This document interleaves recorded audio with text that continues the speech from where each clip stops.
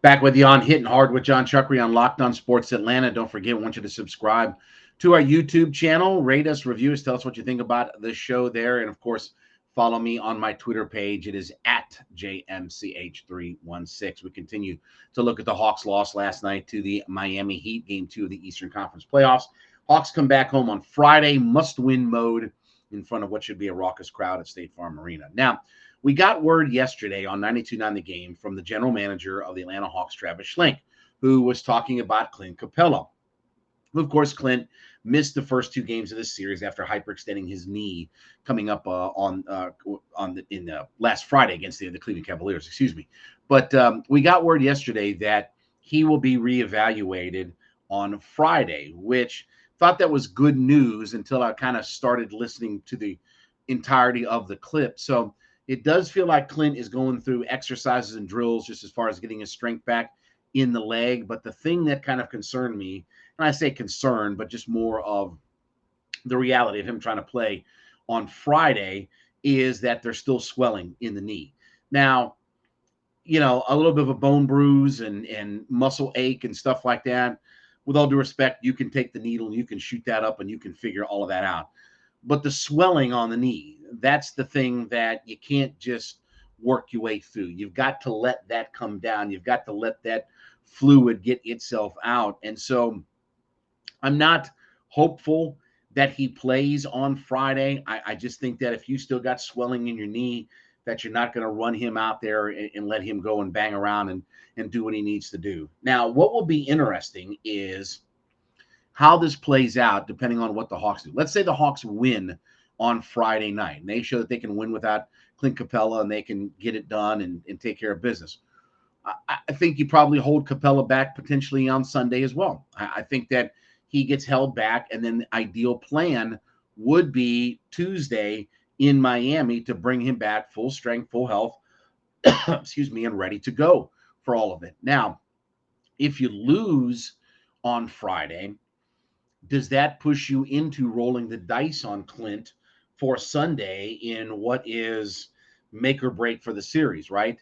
If you're down 3-0, do you risk or run the idea of Clint running out there, and getting him out there because you feel like you need him, you sort of get desperate, or do you still stick to the plan of ideally, you'd play him in Miami on Tuesday? Now, all of this could go away very quickly if we find out that come Friday that the swelling is under control. Remember, we're not, we got a travel day out of the way. So you're going to have some time where you're not going to spend a whole lot of time on an airplane. It's just going from Miami to Atlanta. So you're not spending a whole lot of time on an airplane.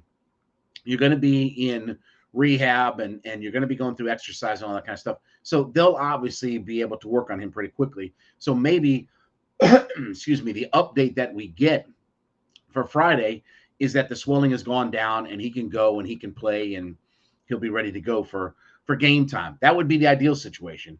But if he can't go, I wonder if even they'll push him back out there on Sunday or not.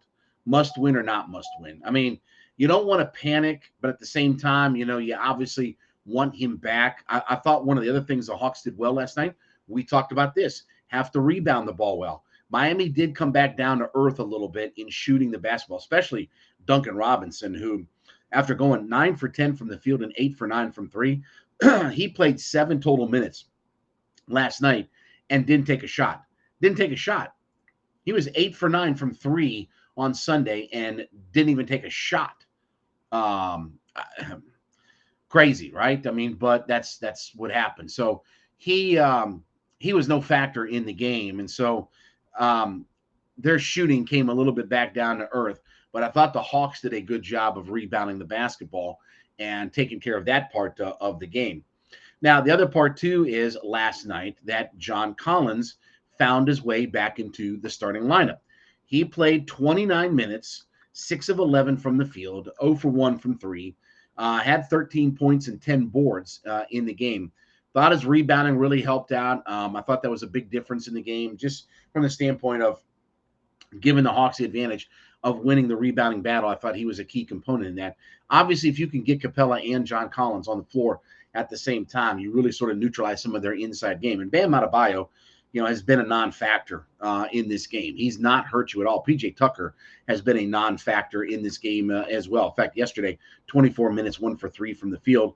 He only had 3 points to go along with 6 boards. So they haven't really hurt you as far as their interior post players. So if you have that rim protection, you keep forcing them outside. Obviously you got to be able to rebound the basketball well, and that's the thing that Capela is as good as anybody in the league at doing. But I thought John Collins back in the starting lineup was interesting. I thought the fact that he played 29 minutes was interesting. It does make you feel like, okay, can this thing get itself up, let's say, come Friday night? Is he 34, 35 minutes in the game? Is he able to play a little bit longer extended period of time? Because at some point, you've got to, John Collins has to be a part of what your solution is, right? Like at some point, he has to be, it doesn't have to be the number 2 player right now.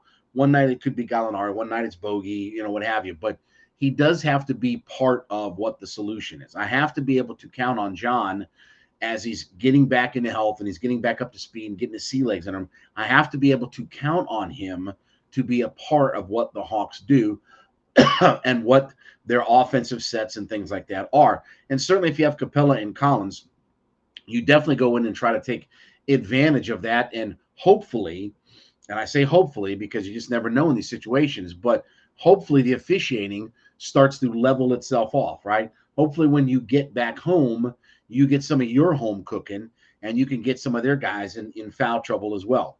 Because that was certainly a story last night. When you look at the foul situation for the Atlanta Hawks, Hunter had some in and out because he had 5 fouls. Bogey certainly was affected by having fouls because he had 3 in the first and got a 4th one, not too early in the third quarter, and he ended up with 5 fouls in the game last night. Herter ended up with 5 fouls in the game last night. So it took some of those guys a little bit out of their rhythm and flow just because they started to accumulate some fouls. Let's hope that situation turns itself around. Let's hope that the officiating on Friday isn't Trae Young going over to a ref and saying that your effing calls are trash, which I love, by the way. I mean, I know he got a technical, and I know you can't say that, but I want my star player going over and saying that. And he said after the game, he said, look, if they're going to let them be physical and bang us around and not make any calls, he said it's going to be hard to try to, come up with it. Now, look, you got to play through all that stuff. I mean, you can't let the officials dictate how you play the game and things like that. And again, even with the bad officiating, the Hawks were right in there, and they were right there to win that thing last night. It was the turnovers that killed them, but certainly the officiating didn't help. But when we look at Capela and we see if he's going to come back, we look at John Collins and see if his minutes continue to rise up. There are some good signs for the Atlanta Hawks. It was a much better performance, much better game. There are things that are trending in the right direction.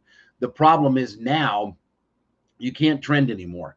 Everything has to come together, right? Like there's no more, well, we can afford to win this game or not win this game, or we could lose this game. Okay, now you have to start winning. Now at the end of the day, it can't be the process and we're getting guys back and things figured out or this and the other. Now it has to be about closing this thing out and getting a win. And I do think that when you look at this game on Friday, I think both teams, remember the fight of Marvin Hagler and Tommy Hitman Hearns? Remember that was one of the great fights of all time because they came out throwing haymakers at one another. I think that's what you're going to see on Friday. I think the Heat want to try to close this thing out and try to wrap it up. If they can knock the Hawks out early in game 3 and take the crowd out of it, big advantage. On the flip side, I think the Hawks are going to throw haymakers to try to knock Miami down and out for that game and make them feel like they have to regroup for Sunday. So I expect some big haymakers to be thrown early in that game. We'll see what happens, but Hawks and Miami Heat, 6:30 pregame on radio, and then 7 o'clock on the coverage out there. All right, when we get back, the Braves and Truist are at it again because they need more of your money. We'll talk about that next. Chuckery hanging out on Hitting Hard with Jon Chuckery on Locked On Sports Atlanta.